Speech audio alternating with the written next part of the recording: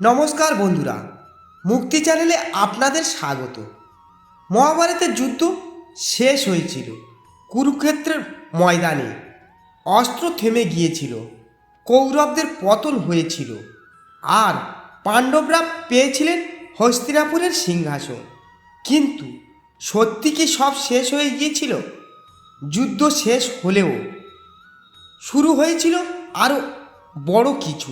অভিশাপ, বিচ্ছেদ, মৃত্যুর বেদনা, রাজ্যের পতন, আর এমন কিছু রহস্য যা আজও মানুষের মনের প্রশ্ন তোলে। মহাভারত কি সত্যি শেষ হয়েছিল, নাকি তার প্রভাব আজও চলছে?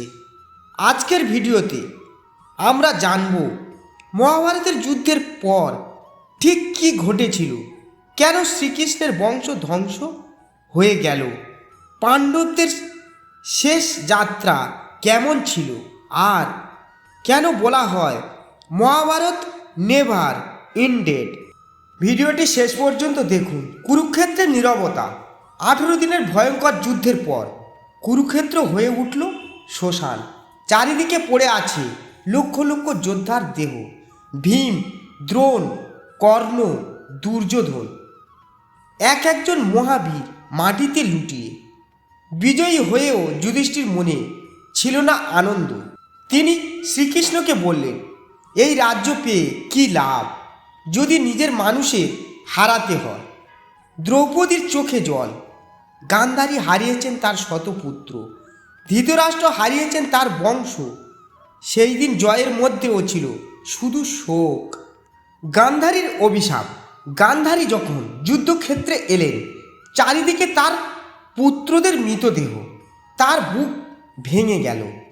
তিনি জানালেন, শ্রীকৃষ্ণ চাইলে এই যুদ্ধ থামাতে পারতেন।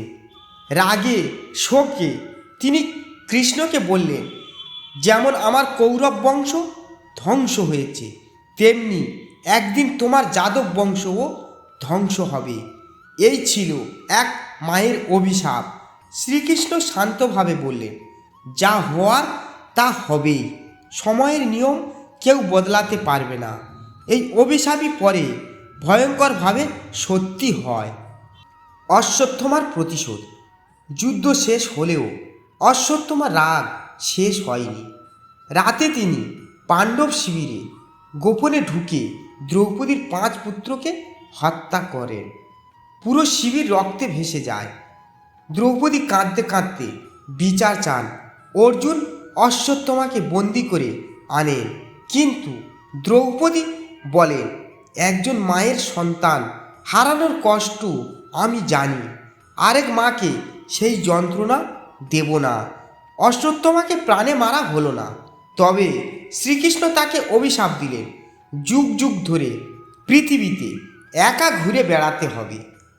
আজও অনেকে বিশ্বাস করে অশ্বত্থামা জীবিত আছেন। যুধিষ্ঠিরের রাজত্ব। এরপর যুধিষ্ঠির রাজা হলেন। হস্তিনাপুরে শান্তি ফিরল, প্রজারা সুখে ছিল, ন্যায় আর ধর্মে ভরে উঠল রাজ্য।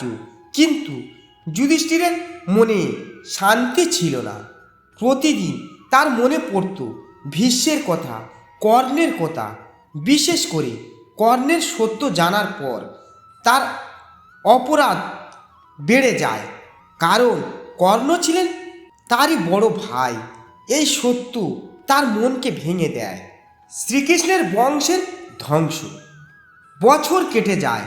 দ্বারকায় যাদবদের মধ্যে অহংকার বাড়তে থাকে। একদিন মজা করতে গিয়ে তারা ঋষিদের অপমান করে। ঋষিরা অভিশাপ দেন। তারপর শুরু হয় নিজেদের মধ্যে ভয়ঙ্কর যুদ্ধ। ভাই ভাইকে হত্যা করে। যাদব বংশ ধ্বংস হয়ে যায়। গান্ধারীর অভিশাপ পূর্ণ হয়। শ্রী বলরাম যোগে দেহত্যাগ করে, আর শ্রীকৃষ্ণ বনের মধ্যে ধ্যানে বসে ছিলেন। এক শিকারী ভুল করে তাকে হরিণ ভেবে তীর ছোড়ে। তীর এসে লাগে শ্রীকৃষ্ণের পদতলে।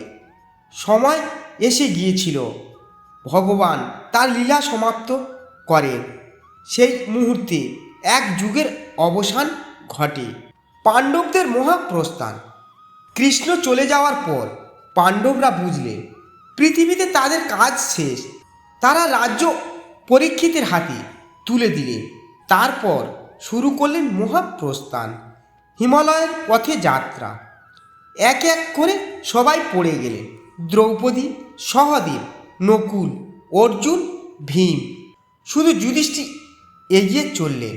সঙ্গে ছিল এক কুকুর। স্বর্গের দ্বারে এসে দেবতারা বললেন, কুকুরটিকে ছেড়ে আসো। যুধিষ্ঠির বললেন, যে আমাকে এতদূর সঙ্গ দিয়েছে তাকে আমি ছাড়ব না। সেই কুকুর ছিলেন ধর্মদেব। এইভাবেই যুধিষ্ঠির স্বর্গে প্রবেশ করলেন। তাহলে কি মহাভারত শেষ? শাস্ত্র বলে না, মহাভারত শুধু একটি যুদ্ধ নয়, এটা ধর্ম আর অধর্মের চিরন্তন সংগ্রাম। আজও মানুষের ভিতরে সেই যুদ্ধ চলছে। অহংকার বনাম সত্য, লোভ বনাম ন্যায়, ক্ষমতা বনাম ধর্ম।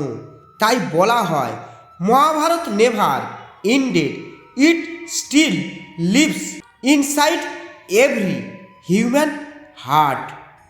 তো বন্ধুরা, ভিডিওটা ছিল এই পর্যন্ত। যদি ভিডিওটি ভালো লাগে লাইক করুন।